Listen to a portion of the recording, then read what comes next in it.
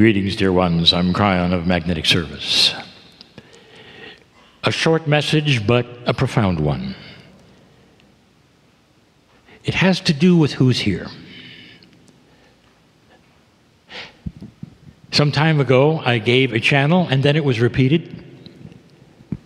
And 2 other times, we alluded to it in certain ways, and I want to abbreviate it and tell you what it was. I think the first one may have been another parable of woe. And somehow woe found himself in a magic place which turned out to be his Akashic record. And in the Akashic record, it was manifested by statues. Every lifetime was a statue. And in the parable, woe got to look at the statues. In one that I gave, the statues actually came alive, would come down and say who they were. Well, they were all woe. And he got to see this gently, and then perhaps less gently. And he started realizing these were his lifetimes. He was speaking to himself. One of the most profound ones got down and said, "Well, I'm the one who killed hundreds of millions of children and adults. And I did it on purpose, and I did it for my God."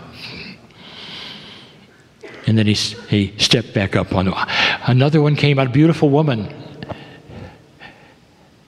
This one was burned to death as a witch. And the more he learned about himself, the more he realized what he'd been through.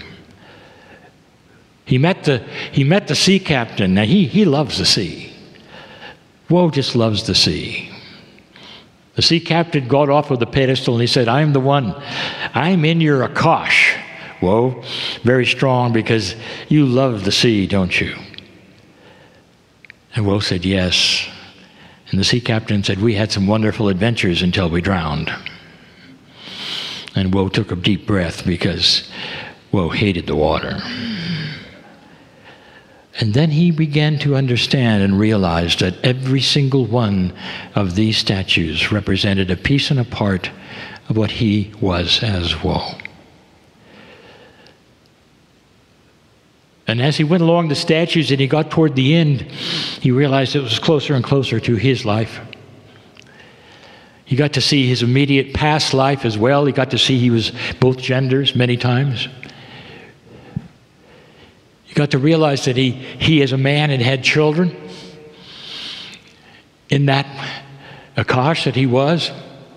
He got to see the wisdom of all the collective that was.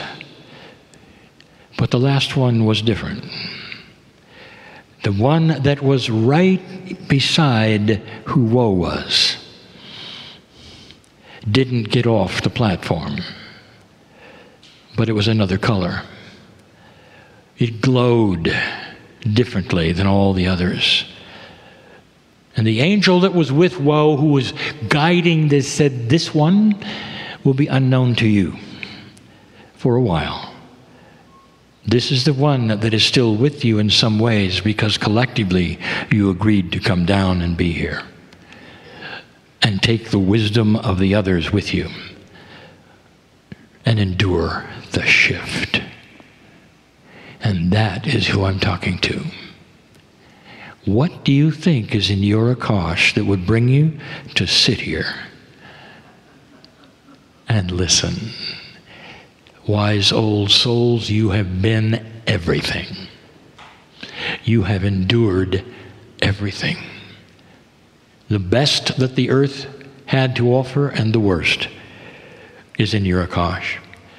And so many of you right now are learning to sort it out. And that is the new power you have to rewrite the Akash, to mine the Akash. Take only the good things and bring them forward. This is the power you have. But in the end, you sit there with all the good stuff and all the wisdom in a time when it's needed the most for you to be normal.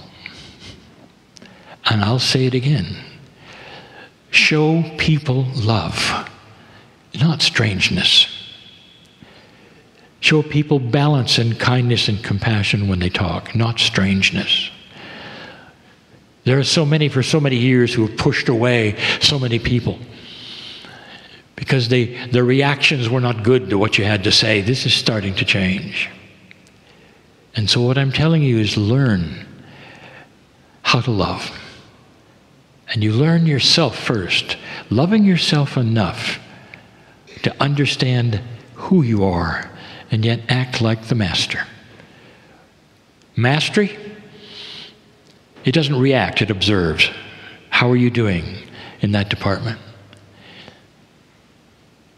Dear ones, this is the theme of the entire day, of the entire 4 days, is the love connection. That is the connection. It's with yourself. It's with all that has occurred in your Akash. You are in a new awakening time and period, and you're becoming aware. That's who sits here today, almost without exception. It's magic to be able to deal with so many souls that I know and I'm in love with. And so it is.